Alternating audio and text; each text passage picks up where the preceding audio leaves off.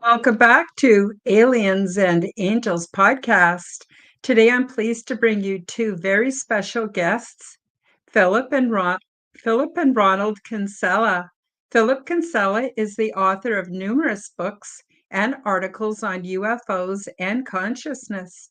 Since Philip's own alien abduction back in the winter of 1989, along with the appearance of UFOs at close range, he has been driven to find the truth of what may be behind these alien intrusions, and has highlighted several theories surrounding the big question of the Greys themselves. His speculation emphasizes a better understanding of multidimensional levels of consciousness and our need to look outside of the box rational thinking, which science continually denies within the advent of such strange singularities. Ronald Kinsella is an author and artist. He is currently working on a science fiction novella aimed at adults and is based on an ugly future. He also plans to rekindle his passion for building his own models using the very latest resin technology, along with sculpting software. He aims to create large representations of his imagination late 2024, highlighting monsters, robots, and spaceships. All of the links are featured below in the description. Please do check me out, subscribe to my channels, leave me a comment, like my videos, and share my content with your friends. So without further ado, I introduce you to Philip and Ronald Kinsella. Welcome to the Aliens and Angels show. So good to have you here. Thank you very much, Karen. And thank you, Karen. Yes, it's a pleasure to be on here. And I'm glad to be on again because I've been on several times and it's been amazing. Yes. Yes, and I'll have a link to the last show we did together down in the description for those who want to catch up. So I guess a good place for us to start today is with your ET experiences. And I wondered if, Philip, if you want to start us off and tell us just as much as you're comfortable sharing about your contact experience. Yes, I mean, well, it all started back in our childhood, to be honest with you. And the only real major abduction that I recalled was in the winter of 1989, and that was in the village of Master Mortain, and that had been raw within its symmetry. That is to say that the onslaught of the abduction really woke me up and gave rise to new speculation about whether or not we're dealing with some kind of entity from another planet or indeed another dimension. And you'll find that when you are touched by this singularity, that this changes you. You go through a process of transmutation. And this then led into the area of the psychic component, interdimensional levels of contact, which was proven much later within my years. But the abduction itself is very long-winded. I have gone over it before. But interestingly enough, within that abduction, there were 3 reptilians and several greys, one of which at the end of the experience I came to become familiar with in a very strange way. And another researcher have made some interesting parallels between that. But during that time, and when I was coming forward with this, not in any way to promote myself, but wanting to find the deeper question of what contact meant and why this happened, most people within the UFO fraternity at that point in that time had made no correlation between reptilians or grey aliens. And even going forward into a book that I had published via a publisher long before Amazon called Believe, Bridging the Gap Between the Psychic and UFO Phenomena, I had to retract that part with regards to the intrusive investigation by these said aliens, because no connections could be made between the reptilians and the greys. But thankfully, I had it replicated in a magazine long before the book appeared. So we can see that the attitudes within ufology have changed somewhat now. We all go through that morphology, as they call it. But yes, the experience was very traumatic, but I think had opened a lot within my psyche with regards to consciousness and other bigger questions. So it's not just about being interested in UFOs. This opens up other areas of the psyche, life after death and the beyond, and many other subjects.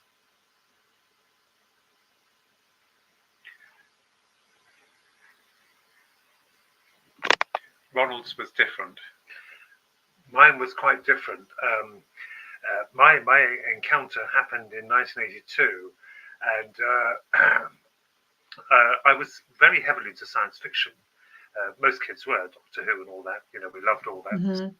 So it goes against you, But it was 1982. Basically, in a nutshell, I was snatched from my room. Now, we lived in Luton, a Victorian house, so quite large. It didn't mean to say you're rich or anything like that, but they were quite lovely, spacious rooms. The Victorians knew how to build. I tell you, they were really marvellous builders. Good, solid foundations. I was taken up through the roof to this thing hanging overhead. I couldn't discern what it was. It was dark. It was outside. I was ejected up into it, and I found myself in this room, a medical environment, kind of medical. And there were these doctors ahead of me. The doctors were very peculiar because they were armoured from head to toe. I couldn't see what was behind all that. I would gather it was more or less like a nuclear reactor gizmo thing they were wearing, but they were very ultra modern. And there was one behind me. I couldn't see him. I knew instinctively there was one behind me because I tried to turn to look, but I couldn't see it. They say you have paralysis. I agree to a degree, absolutely. But it wasn't as if I was completely glued to the seat. I could move, but I had no compulsion to turn to view what was behind me. And they spoke in plain English, very British, authoritative of doctors. That's important. And the first thing he said, I'll never forget it, was he said, "We are going to perform an operation on you, Ronald." That's exactly what he said. Thereafter, I couldn't discern exactly how the dialogue took shape, but it was basically me begging him not to go through with this operation. I thought it was to do with the brain, a neurological procedure.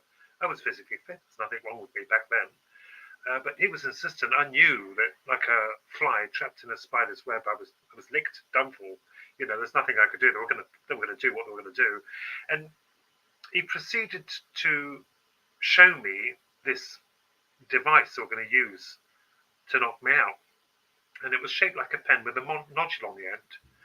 And he took my left hand and he pressed the tip of this nodule on the top of it, and bang, I went out like a light.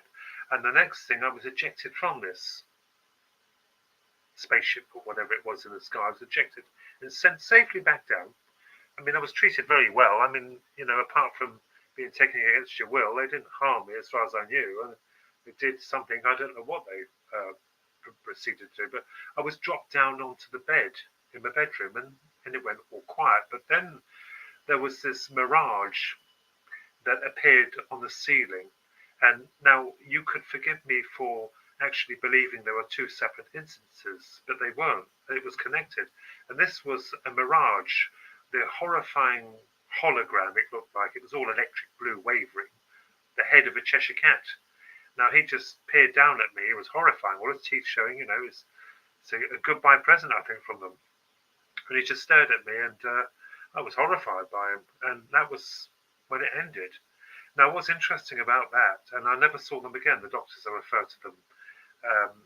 What's interesting about that case is that I had a fear of doctors and policemen.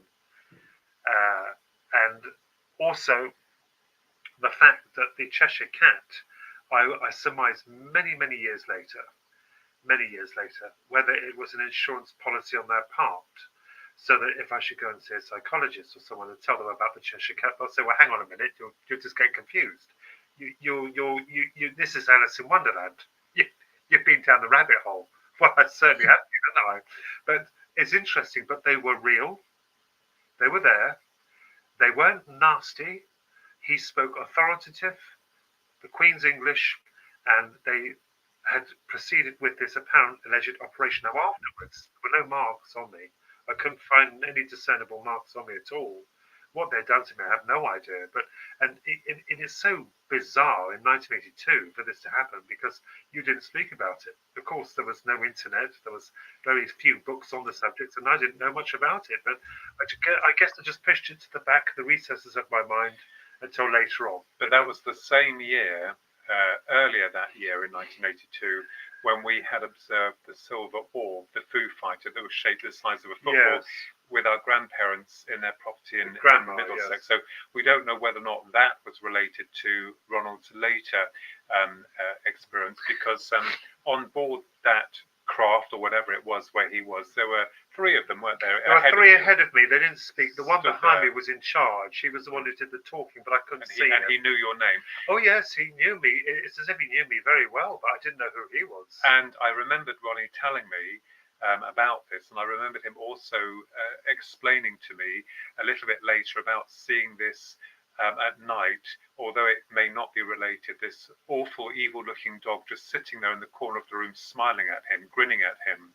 Now, he used to put books at the back of his, at his back at bed, and he used to put an old guitar by the door to try and protect himself. But of course, as a kid, we were 13 at the time, it was the only way that he thought that he knew to evade whatever had happened to him. So it had some kind of effect on him for some time. And then you had the attack, the neurological attack. You collapsed in the classroom soon afterwards because of your head. Yeah, it's the scarring of this. I mean, although they were pleasant and forceful, it was horrifying. I mean, they were terrifying to me. And the guitar against the door is to alert me if anyone comes in. But ironically, they took me through the ceiling. And the books, I don't know what that was about. Stuffed books, hardback books up my back. I don't know. I don't think I was going to be stabbed. Perhaps I thought they could weigh me down for being taken up. That's right. Yeah. But the dog, I don't know what he was. I mean, it was sometime afterwards. Whether it was residue, I don't know. It's akin to the Cheshire Cat, really. But I saw him for a while. It was very bizarre. Completely screwed me up. That did. But they were very very authoritative. Again, I use that word. Frightened of doctors, police, and they're speaking the Queen's English. He knew my name. This is amazing. I couldn't believe. He was amazing. I did know in their presence that I wouldn't be injured by them. They weren't going to turn nasty because they had that kind of authority that depicted intelligence, but at the same token, I was terrified about what they were going to do, hence the brain. Yeah. But strangely, what happened after that, I can't remember or recall how long ago it was after that, but it wasn't long.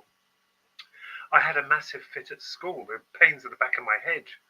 3 of them, bang, bang, bang, and I collapsed. I actually collapsed in class, rolled over, and they opened up the windows and they said, "Did I want to go and see a doctor?" I said, "No, I didn't. I don't want to see a doctor. I'm terrified of them." But they were very good. They sent me home. I was off for a week. I had a banging headache, but it never reoccurred. It's very weird, very strange. And my experience as well in 1989, when I was 20, heralded the appearance of these other beings are very different from Ronnie's, and I did have physical marks on me, constant nosebleeds to the right nostril, 3 triangular marks to the right ear that we tried to take pictures of with a self-developing Kodak Polaroid camera, but it never came out. And of course, the suspicion years later from the doctors of a possible implant in the right ear, that has gone since I had certain jabs and have no more.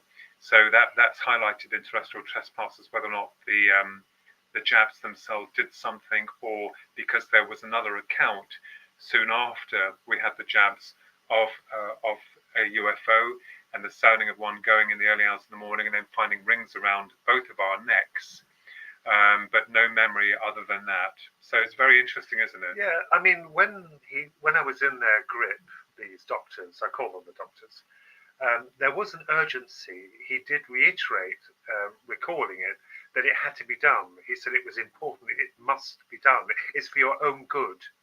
He stated it is for your own good. It's got to be done. But what on earth they did, I have no idea. No. And someone asked me, did I count his fingers when he held that device? Well, no. I didn't count his fingers. I wasn't looking at them. I was looking at what he was holding, to press against the hand. They were efficient, calculated, and extremely very, very methodical. I mean, I even felt myself being ejected from this thing, and I was falling. There's another interesting point I'll make. As I dropped, not necessarily when I went up, I can't remember that really, how I felt, other than being zipped up into it. But when I was dropped, controlled and carefully dropped, they took care of me to drop me back down. There was this kind of electrical discharge. It's as if every hair on my body was standing on end. And I did feel the bump of the mattress when I landed on it. They placed me safely back down. So, it's very fascinating when you recall this. I have not seen them again, these doctors. But I wonder, actually, I don't think they really were. I think the armour, they were three ahead of me who just stood there watching me. I couldn't get anything from them. They didn't even speak. Only him behind me spoke to their leader. But very interesting, isn't it, how they wore this get-up? It could be that they didn't want to frighten me. It's possible that something perhaps did need to be done. I mean, who knows? People say they're physically fit. Perhaps there was something. Perhaps the fit I had, I did consider this on the good side of it. Perhaps the fit I had is something that was going to happen and they prevented death. Like an earthquake, you have the tremors afterwards, Perhaps they did something to prevent me from keeling over and dying in that moment. Who knows? They didn't harm me by any means, no. It sounds to me like when these experiences were happening, they were very frightening and foreign and bizarre. And it sounds to me like you were in a bit of a state of shock.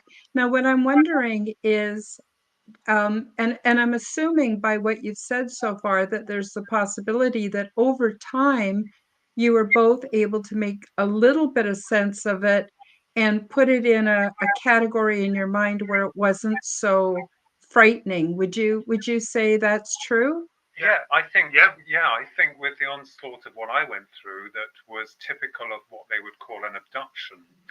I know that you have contactees, totally respected, and of course, they have different experiences. It depends upon the evolution of the soul or the spirit, I guess.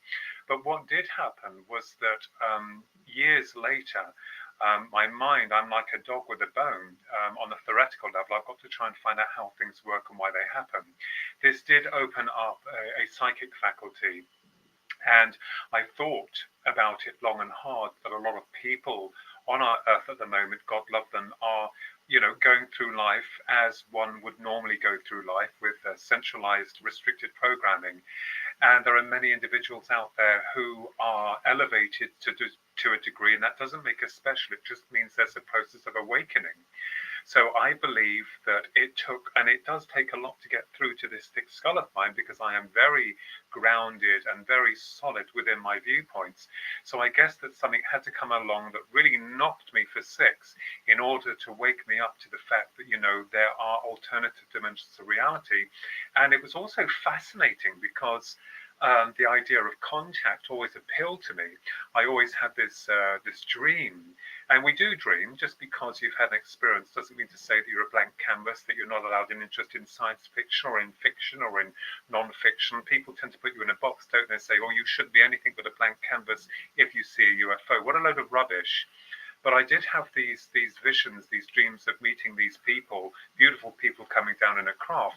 But unfortunately, the experience I had, maybe fortunately, I think more so now, actually made me realize and opened up the psyche into these other areas of exploitation, certainly concerning consciousness, the afterlife, incarnation, reincarnation, the source of all that is, and it goes on and on. So, if I hadn't had that, if I didn't have that, then I would still be that, prosaic being that was me before this happened. So I'm kind of very grateful and happy in a way that it occurred. Otherwise, we wouldn't be here right now talking about it. Well, something interesting about the UFO, what it certainly did do for me was lead me into the spiritual aspect Both of us. life. And let me tell you, my goodness, it's been an incredible path. I have not, to my mind, seen myself personally these greys, but I had a premonition because I saw a medium many years ago, and she said I was psychic. I said I'm not. I couldn't raise the skin of a rice pudding. She said you are. So later on, I found out that she was quite right. She said your skills will develop when you're in your 40s. They didn't. They don't have time there. They started when I'm in my 50s, mid 50s now. So they've started. And what's interesting is this subject, it has a way of kicking you in the teeth when you contradict it. Because I did exactly that in a way of denouncing time travel. I denounced it. And what happens?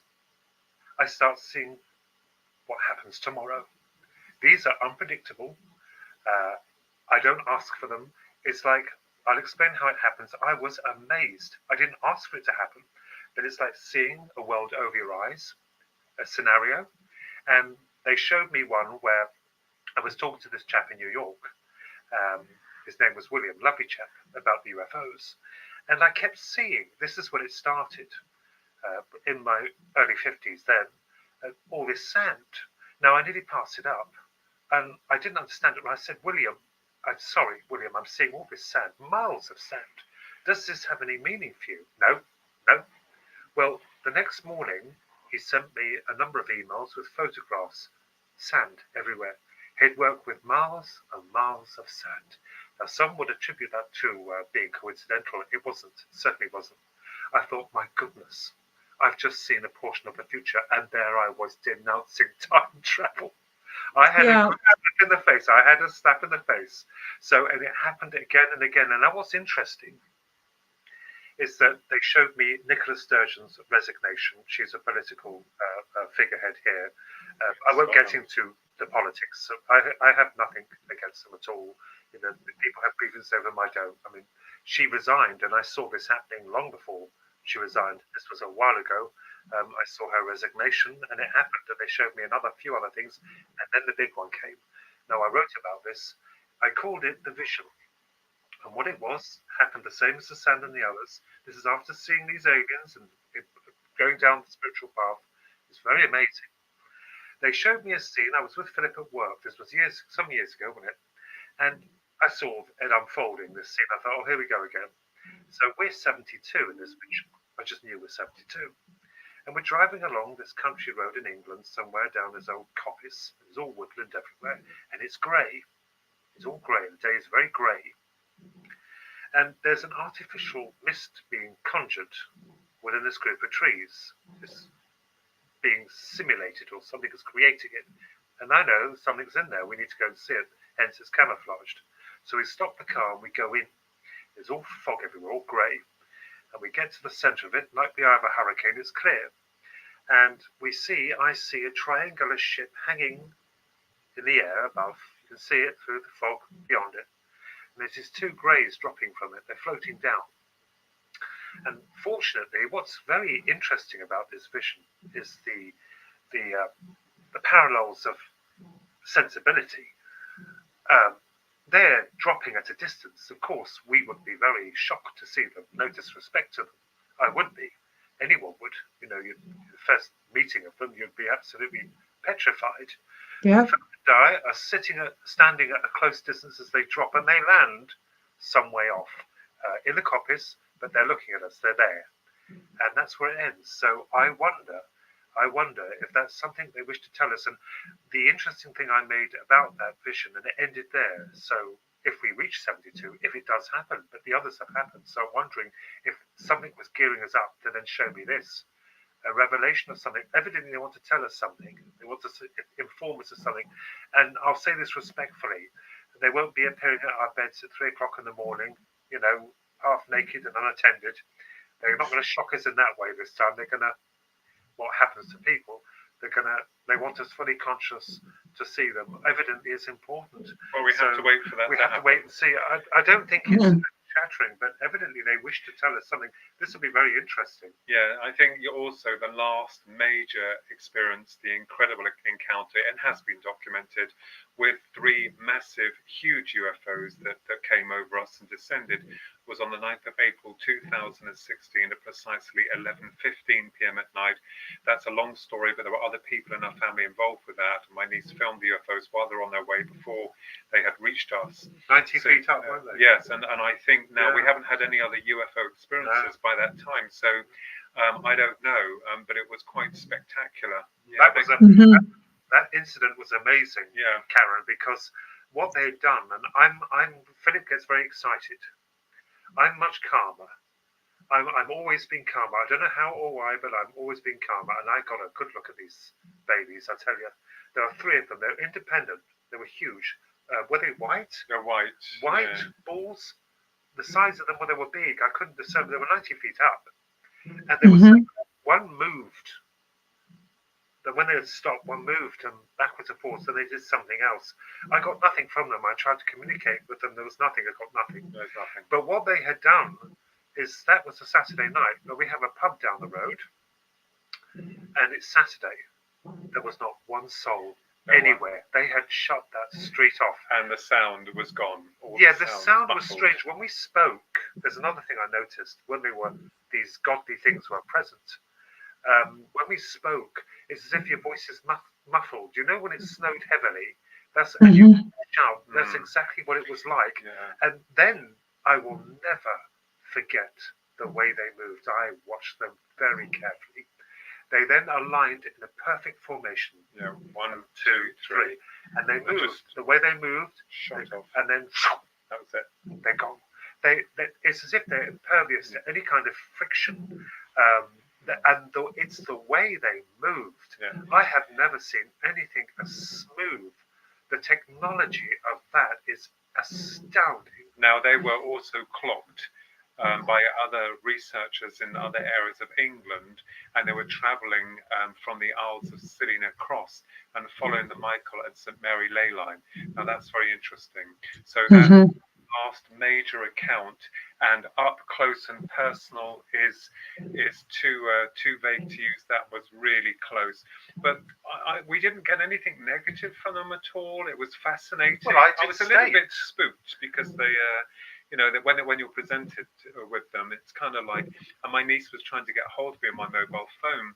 I used the word godly. I used the word godly. I always use that word godly. It was so incredible. So one wonders whether or not they, it's not just about ufology here. Karen, as well as we all do, that there are other elements, soul elements, perhaps even past life elements, brings into the incarnation process.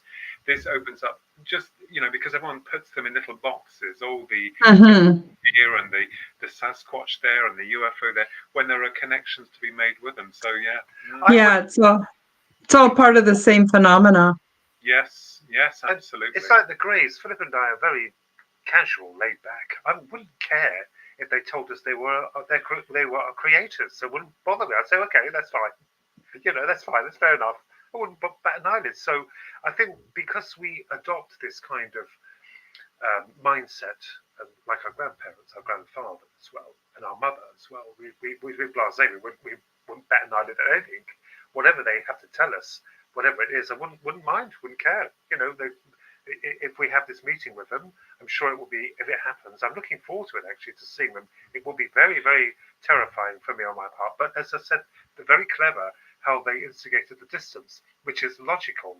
For anything strange, they would know that we would be uncomfortable to a degree, not disrespectful of them, but that's just how it is. We're different, So this is going to be very interesting. It gives us hope, doesn't it, Karen? It gives us hope. We know that we are more than what we have been told through the centralized programming and conditioning from our system that really shockingly does not in any way take these subjects seriously.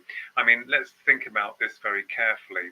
The whole of our evolution is all about money, all about for some power, and yet we're not making any progression. But thankfully, a lot of people now are waking up, they're becoming enlightened, and each experience is unique to the individual because they are processing that information on their level of reality, how they view reality. So I think this gives us hope, and I think the old system is beginning to collapse. But I still believe personally that there are darker forces here that's got their grip on the earth plane. And I think, with us being uniquely human and going through this process of incarnation, reincarnation, there's a problem somewhere along that line that I've been looking into. Not the problem with the process of incarnation, reincarnation, but certainly to do with these darker forces that seem to have hijacked this world and using their puppets and rewarding them with money and power and titles to entice them into their overall agenda. But, we are all magnificent beings of light, and we have the power, the inherent power to become incredible. And just before I finish off here, this goes to show and prove in the past why, and through most levels of religion, there has been a dogmatic, process of instilling fear. Don't do this, don't do that. Think narrowly. Do not use your mind or bring these other specters in, which those at the top of the symbolic pyramid are doing themselves. So yes, it's a big... It sure is. And what you've said is just brilliant. Now, I want to take a very short break, only 2 minutes long, for a promotion. When we come back, can we touch upon the idea of interdimensionality and how your experiences could be described as interdimensional, and then branch off, if we have time, into the spiritual ramifications of this. So hold tight, only be 2 minutes, and then we'll be right back. Okay, yeah. Hi guys, break time for a short message. YouTube will not monetize me, so if you enjoy my content and want to support my efforts, help me to cover my expenses by visiting my shop to buy yourself a beautiful orgone generator. Zendome's Orgonite are my unique brand, and they are ethically sourced, handmade, and double charged for maximum effect. They are only available through my website, www.karenholtonhealthcoach.com. Many people are finding comfort with Zendome's orgone generators, commonly called Orgonite. They are a simple compound which balance ambient energy by converting negative energy and EMF into positive healing energy with many easily confirmed health benefits. They are a simple compound with alchemic and energetic properties. These devices function as self-driven, continuously operating, highly efficient, negative to positive energy transmutation factories. They help diminish the harmful effects of electromagnetic frequency radiation by attracting and converting negative energies, retuning them into new and more healthful sound and light wave patterns. And they help to purify the atmosphere and accelerate plant growth. They also help stimulate positive mood and are a natural remedy for poor sleep patterns. When Orgonite is within range of any corded or wireless electronic device, it will efficiently and continuously transform that energy into orgone as it is being transmitted. This essentially creates orgone energy transmitters out of any and all emitters of harmful negative energy. You can use these devices for focusing the mind, healing, meditation, and for spiritual growth. Zendome's Orgonite are my unique brand of orgone generators, and they are only available through my website. Don't be fooled by imitations. Check out my website to see my latest selection at www.karenholtonhealthcoach.com. That's KarenHolton healthcoach.com. Check them out today. Now, let's get back to the show. And we're back. So we're going to continue with our wonderful discussion. I've learned so much today from both of you, and thank you for your honesty. It's not easy to come out and talk about these experiences. They're deeply personal. We expose ourselves to ridicule and, of course, disbelievers. But I think it's important that we come out and we share our experiences. And I'm hoping now we could just sort of branch off a little bit into the interdimensional component. And for example, while both of you were taken, you seem to pass through solid matter. Yeah. Then there's the whole ESP thing that seems to happen to us after experiences. And then there's even the ramifications of how this branches over into the spiritual realms. So I'm wondering if either one of you would like to just sort of start us off in that direction. Yes, of course. I mean, through my abduction back in 1989, there were two components, as I said before. One was physical, one was non-physical. Yet I still had marks after that where I was able to be drawn through solid material, the glass of the house, and even to the point of questioning the grey at the end, how that was possible. And he gave no response back. Now, what's interesting is that this proved to me, theoretically, back in 1996, to a degree, that we are dealing with interdimensional phenomena because, with the greys, they're able to perhaps extract the real part, the real essence of what we are, and draw us into their realm where interaction is then feasible, is possible. The communication was with me quite direct, the same with Ronald, and through a form of mind exchange. And that was rather like talking, but within the mind. So this also opened up other areas of interest to me with regards to the dogman, the Sasquatch, and how these beings are able also to communicate occasionally to their witnesses or, I won't say victims because most people are scared of them, which is the normal process where these things are involved. But the human seems to be so far removed from all of the other areas of the paranormal, whereas they're able to communicate through the mind, we through vocalization. That does not mean to say that people can't communicate through the mind. There are gifted people who are able to do that, telepathy. These functions have been shut down by the system over millennia, as we know. The spiritual component, that's interesting because with regards to my research with the greys, I wondered why it was that a species that could not reproduce, was perhaps through a process of self-replication, was interested in the act of reproduction and hybridization.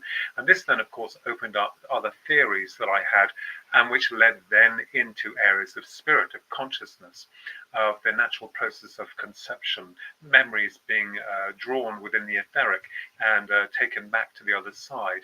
So that it wasn't just about, I've been abducted by aliens and I went through solid objects and they communicated through the mind. The shock of this afterwards made me realize that we're dealing with something that is so far incredible in terms of interdimensional.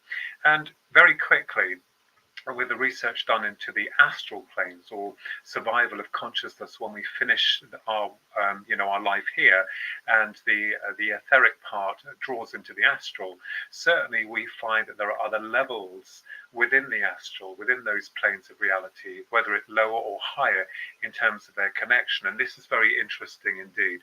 So, I always state that, with regards to this phenomena, it's not as clear cut as many people have been led to believe. And finishing off, we all go through a process of transmutation within our thinking. Back in the 80s, we thought we were dealing with spaceships from another planet. Now look where we are now. People are now bringing in new theories, new ideas, new speculations. What's your thoughts, Ronnie? It is possible that I have thought about it for a long time. The doctors, I've had plenty of time to think about them.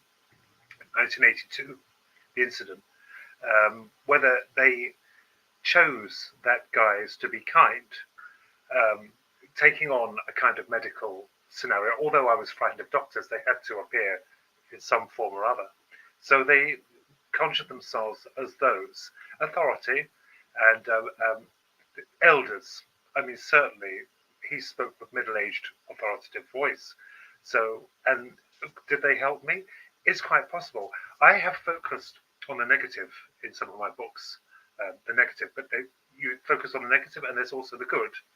You see, so there is always two sides of a coin, and I have to actually wonder if they did help me in some fashion or other, whether they did save my life. It did cross my mind about that, So it's spiritual, yes. It would seem, wouldn't it, quite plausible that there is a combination of this at work with these things, because when I was in their presence, like the orbs we had seen above us in 2016, they had a kind of godly eminence about them. I'm not saying they were holy, I'm just saying there was some kind of their superior clout certainly was enough to make you completely blinded by their incredible know-how. And they knew exactly what they were doing. They were prepared for it, and I kept arguing and contesting, well, if they can, these aliens, knock people out prior to an operation, why is it they just don't knock you out prior to a snatching or being taken? Mm-hmm. Might be Mm-hmm. good reason behind that. I mean, there is one rule of thought that is they want you to see them. Is this to help you? Because if it was just completely a blank, you wouldn't learn a thing. Is it possible that they were steering us towards a more spiritual aspect? Because that's exactly where we drove to in life. We went down that course, and it opened up many incredible doors. I'm telling you, the spiritual aspect of this was an incredible journey. Certainly from what I have seen and experienced. And I, of all people, was a disbeliever, even though I had seen them. Somehow you push it to the back of your head. You don't want to know, but it's like I would say it's like a bad smell. It will always rise up. What were they? What did they do to you? What do they want? You're going to question it again and again. And it's a healthy thing, I think. The one thing about this age now, well, certainly with the internet, it has helped us to branch out with other people of like-minded people. It's wonderful because we can come together to discuss it, to form opinions. We don't know what they want, or certainly what they did to me, but certainly you can draw conclusions, which is wonderful. And it has inspired me as well. With my creativity, it's opened it up enormously. It certainly it does. I think it has done more good thinking about that than harm, because I'm still here and I'm even more productive than I ever was before. Certainly Yeah. with the creature effects I'm working on. Mm-hmm. Mm-hmm. Now I'm wondering, I believe, and this is just a theory, a working theory. I actually don't have too many solid beliefs anymore because of everything I've experienced and what I've learned. But I have working theories, and in that way I can add information and change, follow the course as it leads me. But I'm thinking that those of us who have had extraterrestrial contact or interdimensional contact, depending on how you want to look at it, we've had a lot more contact than what we remember. And I also feel that um, we were given some memories and some conscious awareness so that we could go out, do our own analysis as Earth people, and share that with the world. Because another aspect of the spirituality that's going on, I believe, is a bit of a war with humankind right now Mm. between the forces of evil and the forces of good. And I'm wondering if you have anything that you would like to add to that conversation. Yes, most definitely. I mean, I've always called it the silent war. And I think just taking a step back to see what's going on within the political arena, although I don't get involved, I always wondered how things could be so different upon this beautiful planet. Something has gone wrong. Now, if we go back into the ancient past, we are aware, and through other brilliant researchers, that the original codices, that means to say the writings that were done on stone and clay, tell a very different story than the one that we have within our holy books today. And of course, religion unfortunately has created more war and bloodshed than any other advent of following, in terms of, with what we're linked with. We all want to become one, we all want to be one, but there's a systematic program that I believe is alien and must hate a certain faction of them, must hate the human that much that they hold us in bondage to this trap that we're in, because nothing has evolved, nothing has advanced. It's all about money, it's all about power, it's all about control, and it's less about, you know, if I say to you, Karen, you know, money or no money, if there was a system where we could work with no money but all be happy at the same token, because it's important to be happy, what would you like to do in life? What can you bring to the table? Now, I know there'll be many people in life who will say, I don't want to do anything. You'll get that anyway. But there's a lot of people out there, souls who have passed, souls who are here, who are not being utilized to their maximum potential of what they could bring to the table. And this has always confused me. Everything is so hard to get to this or to that. And the educational system is program this, program that. This has to be smashed and broken, because the powers that be, I'm sure, are operating for a higher intelligence that is not human, and that they have it in some kind of bubble or trap. Just very briefly here, what's puzzled me, and I'm working on a new book for a publisher at the moment, a spiritual book, is the incarnation and reincarnation process. And it has to be addressed. People say, oh, we plan our journey on the other side before we come here. I'm not doubting that. But are you really seriously telling me that you're going to come down into a war-torn country or a poor background or in Auschwitz? It has to be addressed. People try and rub it out as though it didn't exist. This is a fact. So something somewhere on a spiritual level has gone wrong. And I believe that that is why in the past, such masters as Muhammad, Jesus, whoever has come in to try and give the human hope within the spirit that there is a higher level to what we currently represent within the human. So this is areas we're looking into, but certainly I believe that things are very dark at the moment, and I think a lot of people who are awakened can see right through that like a pane of glass. The point is that civilization, beside that, we always kind of reach a zenith. Atlantis, the Egyptians, the Mayans, and they're wiped out. We reach technological superiority to a degree, and then it crumbles. And I'm worrying if we're seeing the very same thing again happening. We're reaching a point where we now have, they call it artificial intelligence. It's not true AI yet, but it is a form of, we'll call it AI, but it's not a consciousness. That is a long way off. But the point is, we've reached a pinnacle in science and technology, which is marvelous. And you have all these wars now waging on you, thinking, for the love of God, is it going to happen again? And we're going to see our own empires being wiped out through arrogance and greed. And the point is that it's rather like a battle of angels and demons, isn't it? This thing goes round and round like clockwork. These people will never learn. They just don't learn. And it happens again and again, this repetitive cycle of destruction. I'm hoping, very hoping, that these aliens, the good ones, will come and assist if it gets too far. They will stop this. And I think it reminds me of that wonderful film, Childhood's End. I read the book by Arthur C. Clarke, Childhood's End, where they arrive. And they put the world to rights. Yes, there is a price to pay for it at the end, but the point is they arrived and they bring peace and prosperity upon the earth by correcting it. And ironically, they couldn't show themselves because they looked like the devil, and yet they were the angels. That's the irony of life. It's a mirror, isn't it? Life is like a mirror. It's always refracted, and it's always reflected. You go out and think, I'm going to have a positive day, and it turns out to be diabolical. Other days you can't be bothered. It turns out to be wonderful. I think it is not only a frame of mind. The point is that we're living in very strange times and very dangerous times. I agree with you. But it is almost like a war of angels and demons, isn't it? Yeah, absolutely. Because if you go back into the past, the way that we view it, the way that it's been programmed systematically into our consciousness is that we have a man in a red suit carrying a pitchfork and has horns. It is far from that. And the story is far more complex. And I think there's a warring of gods that we would call gods, perhaps extraterrestrial gods. Because let's face it, I always knew as a kid that the man with the white beard couldn't just whip us up in 6 days and then rest on the seventh.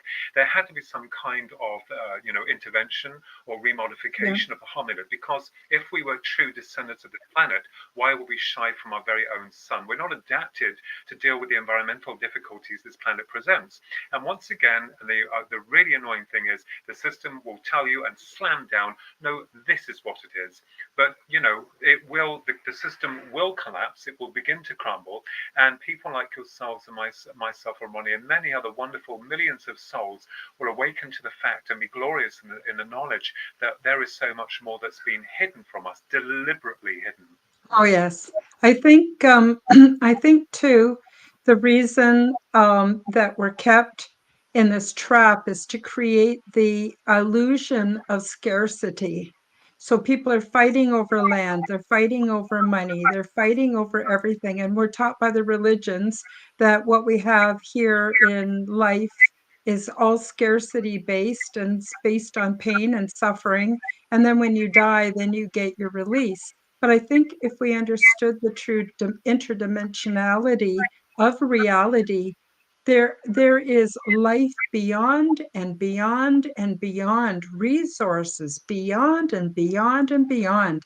There's no scarcity. There never has been, there never will be.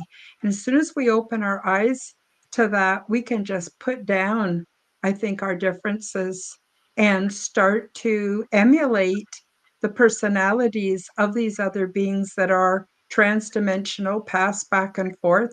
Because in my experience and in the experience of many people, although some of these experiences have been frightening, they also have never actually been harmed or persecuted or tortured by these interdimensional beings. So I think the whole thing is us passing from the illusion of scarcity into the reality of abundance. What are your final thoughts on Yes, this? growth does come with pain, and we are Mm-hmm. definitely going through pain in terms of change. And I also can see that the Earth is the most precious and wonderful planet within this universe. And I absolutely, totally agree with the fact that something has gone wrong. And I think that those other interdimensional forces are trying to interpenetrate with our material plane, making a connection. And there is this war against good and evil. We call it good and evil, but right and wrong, this struggle to maintain sovereignty and power and balance from both sides. And I believe that uniquely as we are, not as the human, but I like to use the word as the avatar, because we are Mm-hmm. all avatars in the making. We are all here with our sovereignty. We are spirit. We are connected to source. And there is no way that we can be destroyed, no matter what comes along to threaten us. We cannot be destroyed. We are ostensibly immortal. It's just that there is a faction here who obviously is holding on to what it survives by. And if more people opened up and became more positive and enlightened, I'm sure that it would see an end to that destructive and negative force completely. Well, I tend to think learning is wonderful. Mm, All this war and hatred is such a waste of energy and it's terrible. mm, The poor families who are persecuted is disgraceful. mm, Imagine what we could achieve if there were no wars. mm, Everyone had a home.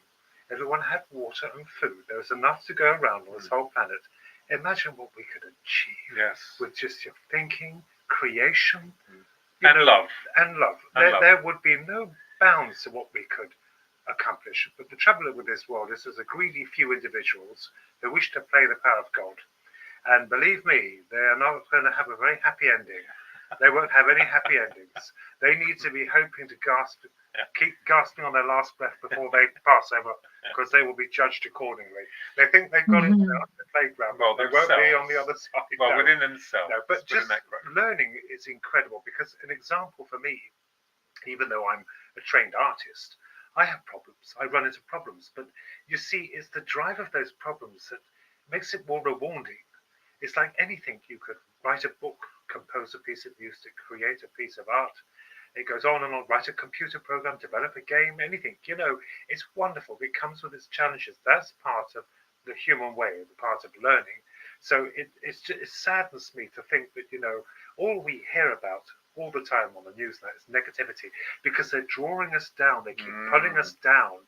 With problems, with pain, with anxieties, and there's a lot of people out there, bless their hearts, who are very anxious. It is unfair on them. If we could just dispel all those negative forces, get rid of them, destroy them if need be, and then have a world where it's just full of wonderment and no greed, just creativity, and that's the whole point. We're only here for 70 years and 10, if we're lucky, longer. So why not? Well said, well said.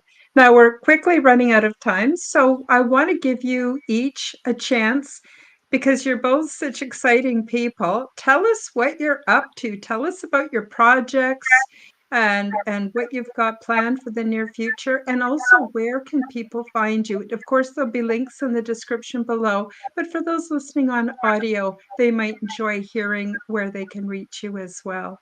Yeah, well, I'm working on a new book, a spiritual book, and that is coming out next year by an American publisher.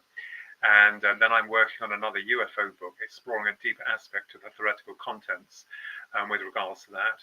I've had some articles published in Italian magazines and several other magazines, but I've had to put a lot of things on hold while I work on this new book. As you know, Karen, it's a hard, long struggle and a process. It's not a walk in the park. It's like making a cake, and you've got to decorate it and all the rest of it. And you can reach us at www.thekinsellatwins.com. Well, I'm got into model making with these amazing resin printers. Because I'm an artist, I've got a sculpting software, so I'm developing creature effects. And the first one, I've nearly finished him. He's a lovable but very cocky but very smart mechanical dog. He was a childhood pal we had, and we wanted to create him, but now I can. So I'm producing him as a 2-foot model, 2 foot, in stages, sliced, of course, but I want him a physical model of him, and I love doing that. So I'm moving out into model making and creating science fiction effects from my own heart. I will make some of the War for World machines because I quite like H.G. Wells. And I've also finished a science fiction novella based on the ugly futures you mentioned, Karen. So I'm moving more into my model work, science fiction, which I'm very happy about. Very happy. Wonderful, absolutely wonderful. Yeah, I'll have to have you on again on my other show, the Quantum Guide Show, Ronald, and maybe you can show us what you're working on and some of your models and where the ideas come from, because it's fascinating. It's very, very interesting. I would love to. Wonderful. So we'll stay in touch. And thank you again so much, both of you, for joining us on Aliens and Angels. I always enjoy your visits. I hope you'll come back again. And I hope you have a wonderful, wonderful autumn. And do you have any last minute words of wisdom for the audience before we go? Yeah, I just want to say, love yourself, be kind to other people. Just think what a change that can make. If we all help someone in this world, I know that life is difficult. People are up and down depending on their moods, but just think, you help someone. If we help everyone, what a world this would be, eh? And don't give up. It's like me with my models. Don't give up. If you reach a problem or find a problem, just resolve it. Leave it. Always leave it the next day. If you can't do anything, leave it. I promise you, you'll be in a better frame of mind for it. Wonderful. And thank you so much, both of you, for being on the show today. And thank you to the audience, the listeners, the viewers, whether you're on audio or you're watching the replay or you're here live today. I appreciate you all so very, very much. And we'll see you next week on Aliens and Angels. Bye-bye, everybody. Thank you. Bye-bye, Karen. Thank you for joining me for the Aliens and Angels podcast. Become the change that you wish to see in the world. Subscribe to my YouTube, Rumble, and X channels at Karen Holton TV. Click the like button, leave me a comment, and share this podcast with your friends. Check out my website at www.karenholtonhealthcoach.com to see my free resources and amazing products and services. All of the links will be in the description below. As part of the Forbidden Knowledge Network, you will also find the Quantum Guide Show with Karen Holton on all audio platforms. Until next time, keep up the good work.